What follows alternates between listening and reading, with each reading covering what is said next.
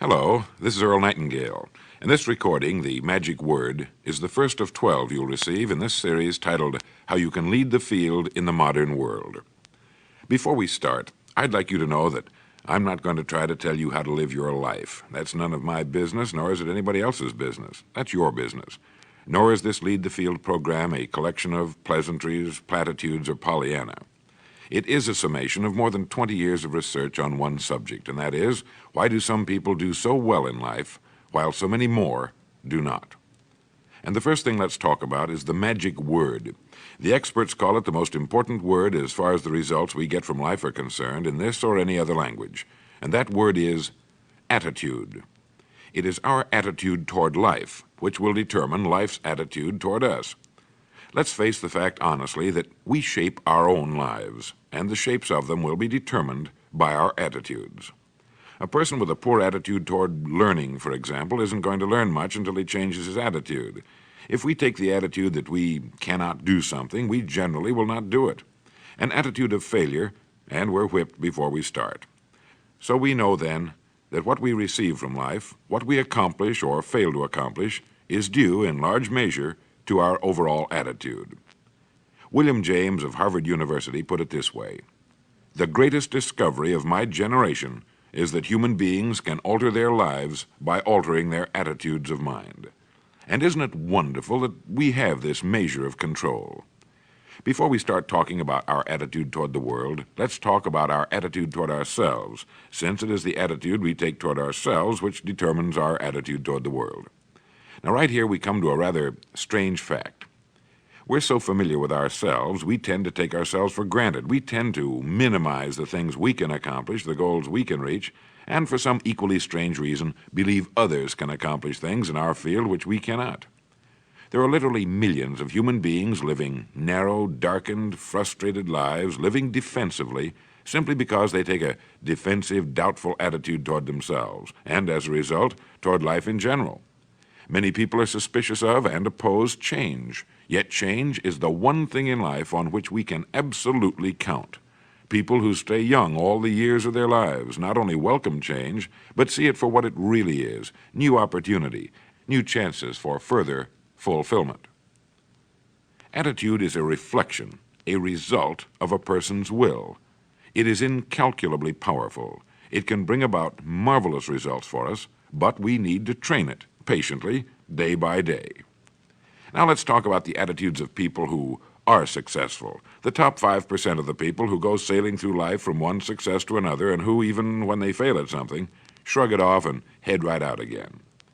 No matter who the person is or what he does, men and women in sales, business executives, people in all the professions, wives and mothers, students, top people in the armed forces, public servants, men and women in the service of religion, working men and women in all fields of endeavor, wherever you find a person doing an outstanding job and getting outstanding results, you will find a person with the right kind of attitude.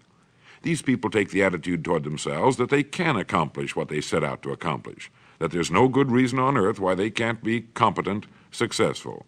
They have a healthy attitude toward themselves and, as a result, toward life and the things they want to accomplish. And because of this, they achieve some remarkable things, and they come to be called successful, outstanding, brilliant, lucky, and a lot of other things. They're quite frequently no more brilliant or outstanding than the majority of the people by whom they're surrounded. But they did develop the right attitude, and they found their accomplishments not too difficult, and many times surprisingly easy, simply because it seems that so few are really trying, really believe in themselves. Successful people come in all shapes and sizes and in widely varying degrees of intelligence, background, and so on. But they all have one thing in common. They expect more good out of life than bad. They expect to succeed more than they fail. If you want something worthwhile, take the attitude that there are a lot more reasons why you can have it than there are that you cannot, and set out to earn it. Go after it, work at it, ask for it, and 9 times out of 10, you'll get it. Our environment is really a mirror of our mental attitude. If we don't like our environment, we have to change our attitude first. Now, the world plays no favorites. It's impersonal. It doesn't care whether we change or not. Adopting a good, healthy attitude toward life doesn't affect the world and the people in it nearly as much as it affects us. It would be impossible to even estimate the number of jobs which have been lost, the number of promotions missed, the number of sales not made, the number of marriages ruined by poor attitudes. But you can number in the millions the jobs which are held but hated, the marriages which are tolerated but unhappy, all because of people who are waiting for the world and others to change toward them, instead of being big enough and wise enough to at least make a test which will prove beyond any shadow of a doubt where most or at least a big part of the trouble lies. Studies made of the lives of literally thousands of successful people have shown that they radiate confidence, assurance, they expect success, and they get success. You can spot these people by the way they walk, by the way they look and act. You can feel it about them when they enter a room. They may be short and fat, or tall and thin, or any combination in between, but they have about them the attitude of success. In the record Greener Pastures, I'll get into this next statement, but right now I want you to realize, if you don't already, that in 5 years or less, you can get right to the top of the work you're now doing. I know this, but the important question here is, do you know this? The minute you do know it, you'll have this right attitude I'm talking about. The easiest and most effective means of forming a good attitude habit is to begin to act as though you have a good, positive, expectant attitude toward life. That's right. Begin right now to walk, act, and look as though you belong to this group. If you're already in the top 5%, you'll know what I mean. If you've never tried it, you'll be amazed at what happens. Actions trigger feelings, just as feelings trigger actions. Now, let me tell you of a little test you can make which will prove beyond any shadow of a doubt that a good attitude can change a person's life as dramatically as walking from a darkened room into the bright, clear light of day. Not long ago, I read a line which went, "Life is dull only to dull people." This is true, but it also could have read, "Life is interesting only to interesting people," or "Life is successful only to successful people." Now, what I'm trying to say is that you must first become, mentally, from an attitude standpoint, that which you wish to achieve. A famous restaurateur was being interviewed by a reporter who asked, "When did you become successful?" And he replied, "I was successful when I was sleeping on park benches, because I knew what I wanted to do and that I would do it." In short, his attitude had been one of success, of expecting success, long before the material, the tangible rewards of success had been earned. We'll get into this particular phase of Lead the Field in record number 3, A Worthy Destination. But for now, remember that a person must act, look, and because of these things, feel successful before the success he seeks can come. Chances are you know people who seem to be what others call lucky. All kinds of good and wonderful things seem to happen to them, and they give the impression of happily sailing through life, having a wonderful time, and getting more accomplished in a year than most people do in 5. This has been figured out fairly scientifically, and if anyone will conscientiously go about the test I'm going to recommend, and stay with it every day for the next 30 days without fail, that person can join this small, happy, and extremely productive group of people. He'll find himself becoming lucky, as they say, and most of his problems will pretty well take care of themselves. Of this you can be sure. The results will be nothing short of amazing. Now, it makes no difference how good a person's attitude has been in the past. Anything can be improved upon, and it's the small refinements upon something already good that makes it great. So here's the test. For the next 30 days, act toward the world, everything and everyone with whom you come in contact, with the attitude which represents the kind of results you want to achieve. That is, if the result you want is more success in what you're doing, act as though you are already in possession of the success you seek. If you want others to treat you with admiration and respect, treat others with admiration and respect first. Have you ever stopped to think of this? Every human being on earth is the most important human being on earth as far as he or she is concerned.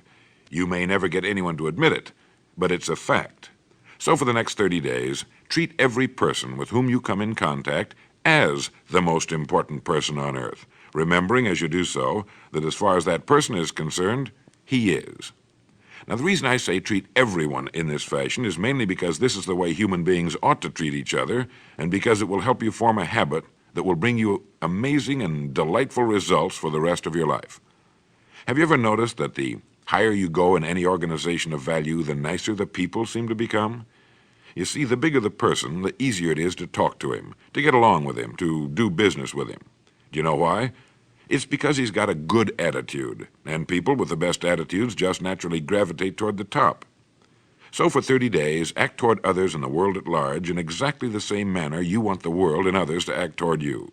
Treat your wife or husband as the person he or she really is, the most important person in your life, and the same with the children.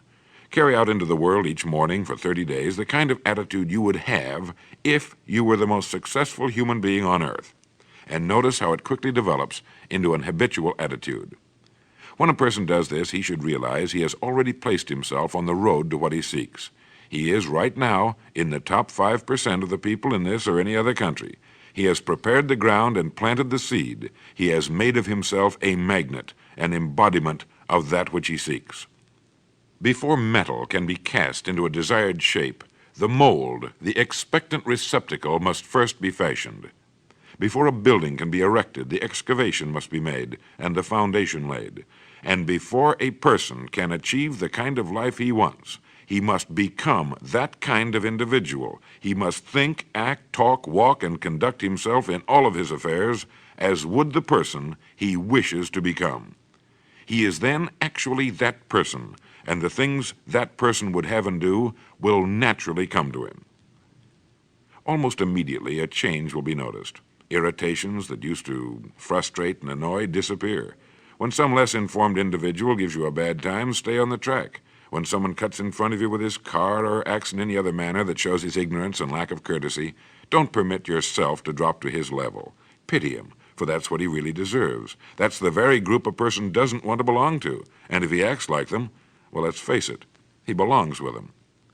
There's nothing in the world that men, women, and children want and need more than the feeling that they're important, that they're needed and respected. They will give their love, their affection, their respect, and their business to the person who fills this need. So the magic word is attitude. And in summing up, a few points to keep in mind. 1, it is our attitude at the beginning of a task which, more than anything else, will affect its successful outcome. 2, it is our attitude toward life which determines life's attitude toward us. 3, we are interdependent. It is impossible to succeed without others. And it is our attitude toward others which will determine their attitude toward us. 4, before a person can achieve the kind of life he wants, he must become that kind of individual. He must think, act, talk, walk, and conduct himself in all of his affairs as would the person he wishes to become. 5, the higher you go in any organization of value, the better will be the attitudes you'll find. 6, your mind can hold only one thought at a time, and since there's nothing at all to be gained by being negative, be positive. 7, the deepest craving of human beings is to be needed, to feel important, to be appreciated. Give it to them, and they'll return it to you. 8, look for the best in new ideas. As someone said, I've never met a person I couldn't learn something from. 9, don't waste valuable time broadcasting personal problems. It probably won't help you. It cannot help others. 10, don't talk about your health unless it's good. 11, radiate the attitude of well-being, of confidence, of a person who knows where he's going. This will inspire those around you, and you'll find good things will begin happening to you. And 12, lastly, for the next 30 days, treat everyone with whom you come in contact as the most important person on earth.